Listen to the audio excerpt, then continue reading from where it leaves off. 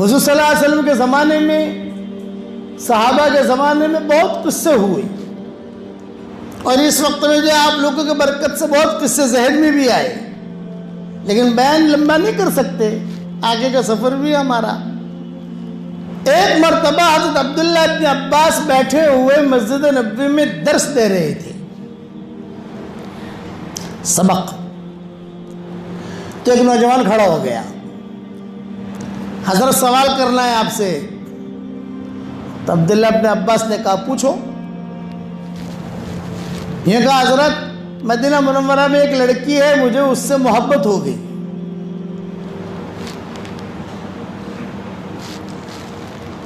اور اس کو بھی مجھ سے محبت ہو گئی، اور مسجد نبوی میں آتے ہوئے جاتے ہوئے کبھی کبھار ہم بات بھی کر لیتے تھے۔ تو حضرت معاملہ یہ ہوا، تو عبداللہ ابن عباس نے کہا کہ بھئی محبت ہو گئی تو شادی کر لو، بھئی محبت ہو گئی تو شادی کر لو، کون سا گناہ ہے؟ آپ کا تعلق لڑکی سے، ماں باپ کے سامنے بات رکھو، لیکن لو میرج مت کرو، کورٹ میں جا کر میرج کرنا، یہ کرنا، وہ نہیں، ڈھنگ سے کرو۔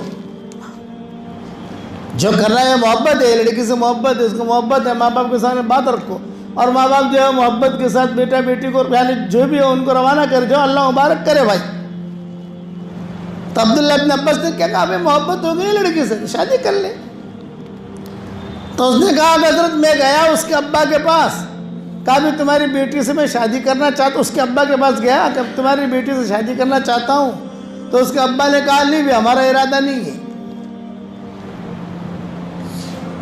اب جب منع ہو گیا تو حضرت پوری رات نیند نہیں آتی تھی مجھے۔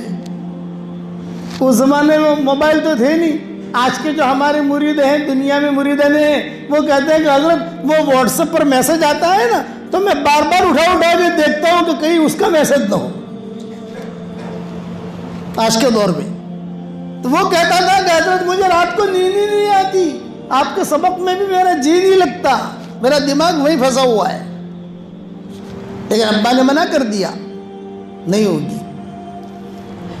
اللہ سے دعا کرتا رہا، ایسی دعائیں جلدی قبول بھی نہیں ہوتی۔ کہ آدمی دعا مانگتے ہیں آسان تکرہوا شیئا وَأَجْعَلَ اللَّهُ فِي خَيْرٍ كَثِيرًا، دوسری جگہ کہتے ہیں آسان تحبوا شیئا وَهُوَ شَرٌّ لَكُمْ، اللہ تو اللہ ہے۔ تو اس نے کہا کہ حضرت ایک ہفتہ 15 دن کے بعد خبر آئی، مجھے خبر ملی کوئی لڑکی کا نکاح ہو گیا، تو میرا ٹینشن اور بڑھ گیا، پاگل ہو گیا میں نے تلوار لی، تلوار لے کر اس کے گھر پر گیا، اور وہ لڑکی بیٹھی ہوئی تھی، سب کے سامنے اس کو قتل کر دیا۔ یہ حدیثوں میں آتا ہے۔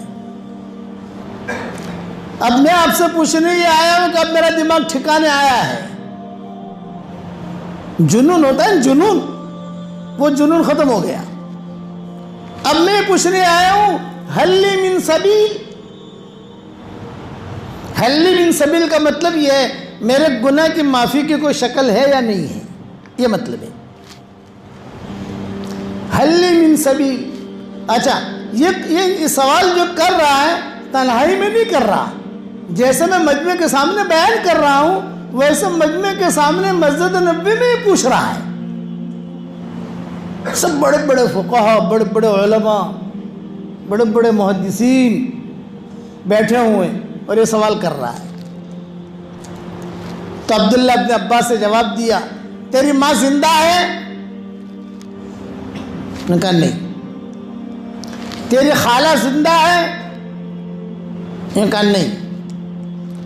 تو عبداللہ ابن عباس نے کہا تب الی اللہ توبۃ نصوحا، اکثر من الاستغفار واکثر من الحسنات ان الحسنات یذہبن السیئات۔ خوب استغفار کر، خوب نیکیاں کر، کبھی قرآن پڑھ، کبھی درود شریف پڑھ، کبھی کلمہ پڑھ، کبھی جو اور خیر خیرات کر، اور نیکیاں کر۔ نیکیاں جو ہے یہ گناہوں کو ختم کر دیتی ہے، گناہ جو ہے یہ بیماری ہے، اور نیکیاں جو ہے یہ اینٹی بائیوٹک ہے۔ کسی کو بیماری لگ جاوے تو اینٹی بائیوٹک ڈاکٹر لوگ دیتے ہیں. الگ الگ قسم کی اینٹی بائیوٹک ہوتی ہیں, الگ الگ قسم کی. کوئی ہائی پاور کی ہوتی ہے, کوئی کم پاور کی ہوتی ہے. بعض اینٹی بائیوٹک ایسی ہوتی ہے کہ بس ایک مرتبہ کھا لو تو سال تک کوئی بیماری نہیں آتی. میں مینا بھی بیمار ہوا تو میں نے ہمارے ساتھیوں سے کہا بھی حج ہے اور طبیعت میری خراب ہے, کسی ڈاکٹر کو بلاؤ. تو انہوں نے کہا کہ آپ ہمارے قافلے میں ہی جو ہے شاہی ڈاکٹر ہیں, یعنی ہماری خدمت میں ہی تھے. ڈاکٹر شریف نام ہے ان کا, کہ ڈاکٹر شریف بھی آئے ہوئے ہیں. میں نے کہا بہت اچھا, ڈاکٹر شریف ہے تو ان کو میرے پاس بھیجو. ہمارا ساتھی ہے اور شاہی ڈاکٹر ہے, بڑے بڑے لوگوں کا علاج کرنا ہے, یہ کرنا. وہ ڈاکٹر شریف آئے, انہوں نے مجھے دیکھا. ڈاکٹر انہوں نے کہا کہ ہاں آپ کو جو ہے بہت سخت جو ہے انفیکشن ہو گیا ہے, میں بھی دوا لے کر آتا ہوں. وہ دوا ایک گولی لائے, ایک گولی, بسم اللہ الرحمن الرحیم, گولی کھا لو آپ. میں نے کہا بس ایک گولی؟ بولے ہاں بس ایک گولی. ارے میں نے کہا اتنا لمبا چوڑا انفیکشن اور ایک گولی کیا کام دے گی؟ ہمارے ہندوستان میں تو 50 گولیاں دیتے ہیں, 5 صبح کو کھانا, 10 شام کو کھانا, پرسوں یہ کھانا. ہمارا نہیں, یہ ایک گولی کافی ہے کہ ہم بادشاہوں کو ایک گولی دیتے ہیں. یہ ایک گولی ایسی ہے کہ آپ ایک گولی کھا لو, سال تک آپ کو بیماری نہیں لگے گی. تو اس نے مجھے دیا تو باقاعدہ دوسرے حج تک وہ بیماری مجھے نہیں آئی. تو ویسے اعمال میں بھی اچھے اینٹی بائیوٹک بھی ہوتی ہے, نیکیوں میں بھی گریڈ ہے. کون سے نیکی ٹاپ, کون سے نیکی ٹاپ, کون سے نیکی ٹاپ. تو میں واٹس ایپ کے سبق میں وہ چیزیں بیان کرتا ہوں. دیکھو یہ ٹاپ ہے, دیکھو یہ ٹاپ ہے, دیکھو یہ ٹاپ ہے.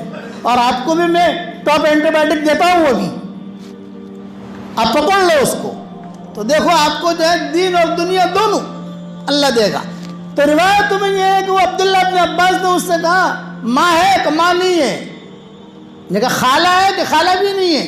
یہ کہا توبہ کر, استغفار کر, نیکیاں کر, چلے جا, کرتے جا, اللہ معاف کر دے گا. یہ ہے. یہ کہہ کر وہ لڑکا چلا گیا. وہ جو نوجوان تھے چلے گئے.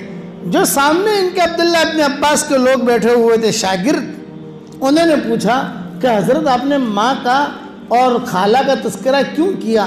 تو عبداللہ ابن عباس روئے اور ایک جملہ کہا, میں نے حدیثوں میں, قرآن میں بہت گہرا مطالعہ کیا ہے کہ کسی سے بڑا گناہ ہو جائے, ماں باپ کا پاؤں پکڑ لے, پاؤں پکڑتے ہی اللہ اس کے سارے گناہوں کو معاف کر دے گا. یہ فرمایا عبداللہ ابن عباس نے. یہ ماں باپ کی خدمت اتنی اونچی چیز ہے کہ نامناسب حالات آئے, ماں باپ سے دعا کراؤ. زبان سے میٹھے بول بولو. زبان کا میٹھا بول جو لوگوں کے دلوں کو جوڑ دے, یہ کروڑوں نفلوں پر بھاری ہے. آپ کروڑ نفل پڑھو اور زبان کا میٹھا بول بولو کہ جو لوگوں کے دلوں کو جوڑ دے, یہ بول زیادہ قیمتی ہے. زبان کا کڑوا بول جو لوگوں کے دلوں کو توڑ دے, یہ کروڑوں گناہوں پر بھاری ہے. کروڑوں گناہوں پر, کروڑ گناہ کرے آدمی اور جو ہے ایک زبان کا کڑوا بول بولے, ایسا بول بولے جو لوگوں کے دلوں کو چیر دے. آج کل ماں باپ بہت پریشان ہیں اولاد سے. ایسا بول بولے گی, ایسا بول بولے گی, ماں کہتی ہے کہ میرا دل چھن جاتا ہے, میرا دل ٹوٹ جاتا ہے, میرا دل ٹوٹ جاتا ہے. ماں باپ کی دعا آپ کے 100 نسلوں کو چمکا دے گی. اور ماں باپ بد دعا تو نہیں دیتے, لیکن ماں باپ کا دل کا ٹوٹنا یہ آپ کی نسلوں کو اجاڑ دے گی. آدمی سمجھتا ہے کہ صاحب میں تو بہت اچھا کر رہا ہوں کرنا, اس لیے ماں باپ کی خدمت یہ ٹاپ اینٹی بائیوٹک ہے. کچھ بھی کام ہو جائے گا, ماں باپ کی خدمت کرو, ان کے پاس بیٹھو, ان کے پاس وقت دو, ان کے پاس بیٹھو, ماں باپ کے پاس بیٹھو, ماں باپ کے پاس بیٹھو. اور لوگ ماں باپ کے پاس بیٹھنے کے لیے قبرستانوں میں جاتے ہیں, قبروں پہ جا کے بیٹھتے ہیں. جس دن آپ کی ماں کا جنازہ اٹھے گا, پھر آپ کو یاد آئے گا کہ اوہو کیا چیز میرے گھر سے چلی گئی. حضور فرماتے تھے کاش میری ماں زندہ ہوتی. حدیثوں میں آتا ہے میری ماں زندہ ہوتی میں نماز پڑھتا، میری ماں کہتی محمد تو میں نماز توڑ کے چلا جاتا ماں کے پاس، یہ حدیثوں میں آتا ہے، فرض نماز توڑ کے چلا جاتا، لیکن میری ماں نہیں ہے، یہ میرا باپ نہیں ہے، میں دیکھ نہیں سکا۔ اس پر جو ہے یہ احکامات نازل ہوئی، اس لیے ماں باپ کی خدمت یہ ٹاپ اینٹی بائیوٹک، خوب خدمت کرو، یہ میری نصیحت ہے، استغفار کرو، ماں باپ کے دل میں توڑو، ان کے مزاج کے مطابق رہو،